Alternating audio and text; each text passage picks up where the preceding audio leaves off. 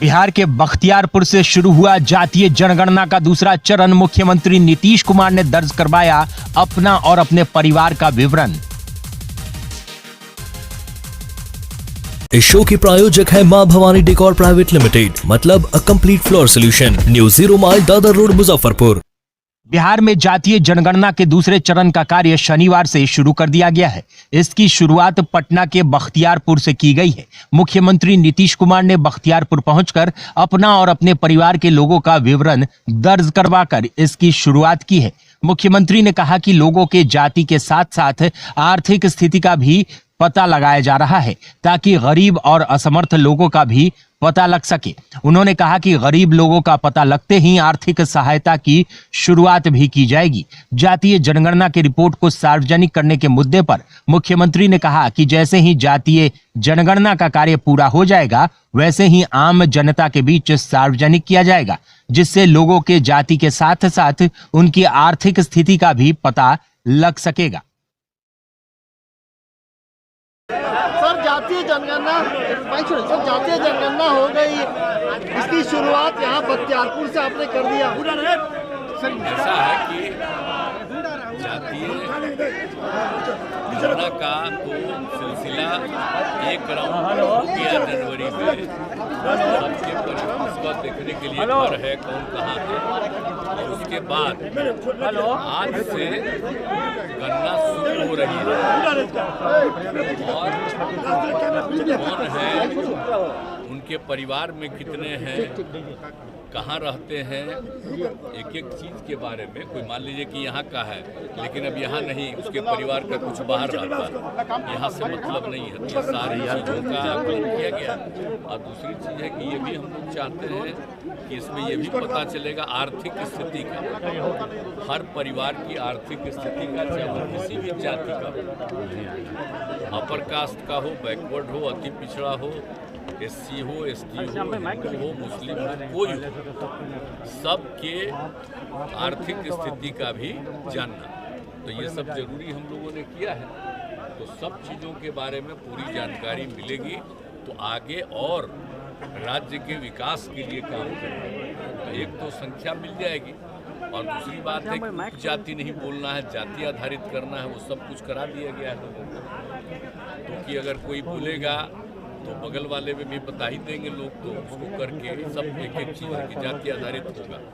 और फिर चूँकि आप जानते हैं कि हमारे पिताजी यही थे और हमारा जन्म यही हुआ, मेरे बड़े भाई का सबका जन्म यही हुआ है। तो कल ही ये लोग बोले कि शुरू हो रहा है, हमको ही लोग बोले कि आप जरा चल के दिल्ली में जो शुरू पटना में जो शुरू होगा, तो आप भी जरा देखिए।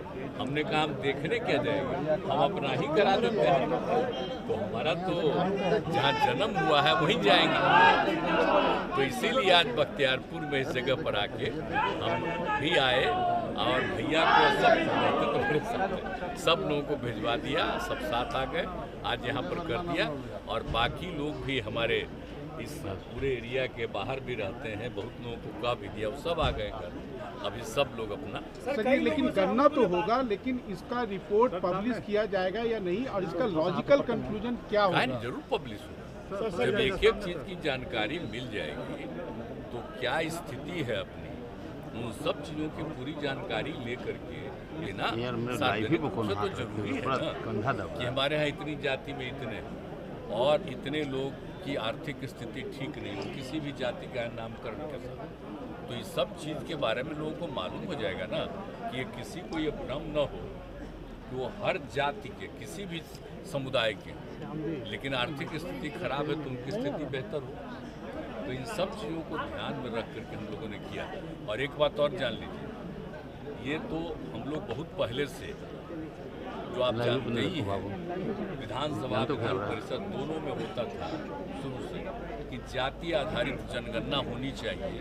हम लोग वहाँ से रिपोर्ट दिल्ली भेजते थे, 2 बार हम लोगों ने भेजा, और उसके बाद देर हो गया उसको करने में।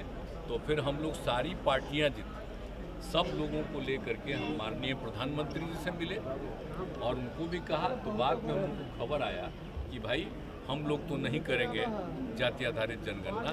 आप लोगों को जाति के आधार पर जानकारी लेना है तो अपने राज्य में करिए। ये खबर जब आ गई तभी हम लोगों ने फिर सारे पार्टियों की मीटिंग, और उसी में तय हो गया सारे पार्टियों की मीटिंग में कि हम लोग यहाँ पर जाति आधारित गणना करेंगे। जनगणना तो केंद्र सरकार का अधिकार है, तो हम लोग गिनती कर लेंगे, जानकारी ले लेंगे और अपने राज्य के विकास के लिए और लोगों के सुविधा के लिए होगा।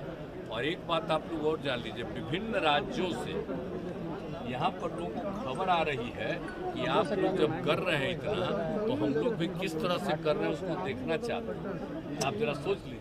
तो हम लोगों ने बार बार मीटिंग करके और सबकी ट्रेनिंग कराई गई है कि ठीक ढंग से एक एक चीज़ की जानकारी लीजिए और पूरे तौर पर सारी जानकारी होगी और बढ़िया ढंग से आप करिएगा तो उसका बाकी लोग भी देखना चाहते हैं तो देखेंगे। और ज़्यादातर राज्य कह रहा होना चाहिए। और आप तो जानते हैं ये मांग हम लोग तो बहुत पहले से कर रहे थे, पार्लियामेंट में भी ये सब बात करते रहते थे। अब अंत में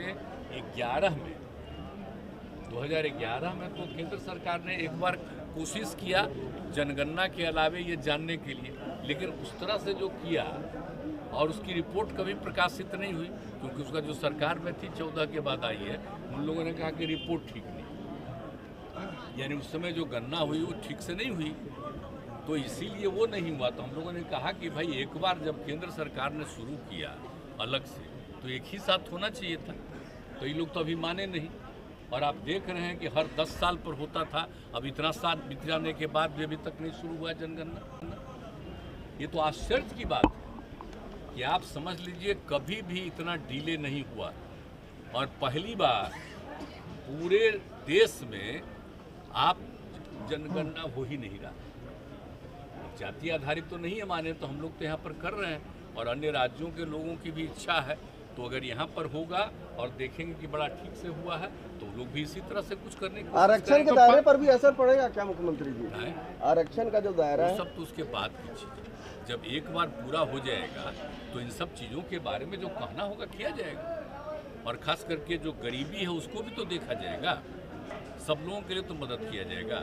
और अब इसके लिए कोई चिंता लोगों को तो करने का नहीं चाहिए, क्योंकि जो कह रहे हैं काम उसके लिए कि उसकी बनना चाहिए, तब तो इवन अपर कास्ट को भी तो किया ना गया 10%, वो तो हो ही ना गया है जी।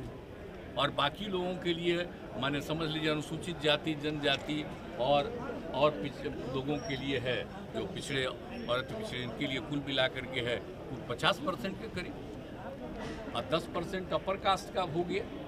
तो ये सब हो ही गया था, पूरी जनगणना हो जाए। वो लोग तो नहीं कर रहे हैं, हम लोग गणना करके बता देंगे कि ये स्थिति है, करना है नहीं करना वो जाने, लेकिन राज्य को तो अपने हिसाब से जो मदद करनी है लोगों की मदद करेगा।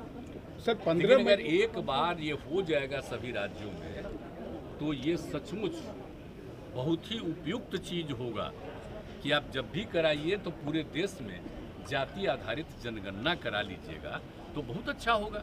आपको खुद भी सबको आगे बढ़ाने का मौका मिलेगा। आज तो ये सरकार आई उसने तो किया, तो उसको तो मान लिया गया, तो सब कुछ हुआ। तो इसीलिए इन सब चीज़ों के हो जाने से कोई दिक्कत नहीं है। बहुत लोगों को भ्रम है और बेकार का भ्रम है, ये होना चाहिए ना जी, सारे देश का नाम होना चाहिए, विकसित होना सर चाहिए। 15 मई के बाद इसका अगला स्टेप क्या होगा? 15 मई को जब एक बार कंपाइलेशन और डेटा हो जाएगा उसके बाद अगला पूरा जब हो जाएगा डेटा तो उसको पूरा जब बन के तैयार हो जाएगा तो एक एक चीज़ उसका जो मुख्य चीज़ है उसको जरूर किया जाएगा। क्यों नहीं इसको हम लोग करेंगे सार्वजनिक रूप से।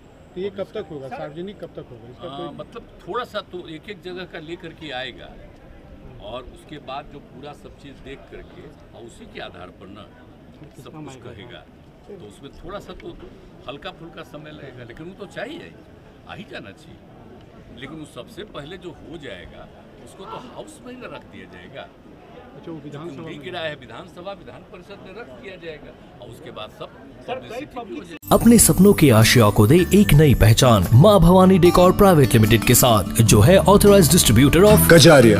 देश की मिट्टी से बनी टाइल से देश को बनाते हैं। और जहां मिलती है सभी प्रकार के Indian and imported granite, marble, sanitary एवं कोटा स्टोन का अनोखा एवं आकर्षक संग्रह। माँ भवानी डेकोर प्राइवेट लिमिटेड मतलब a complete floor solutions. New 0 mile Dadar road Muzaffarpur. Call 9934753111।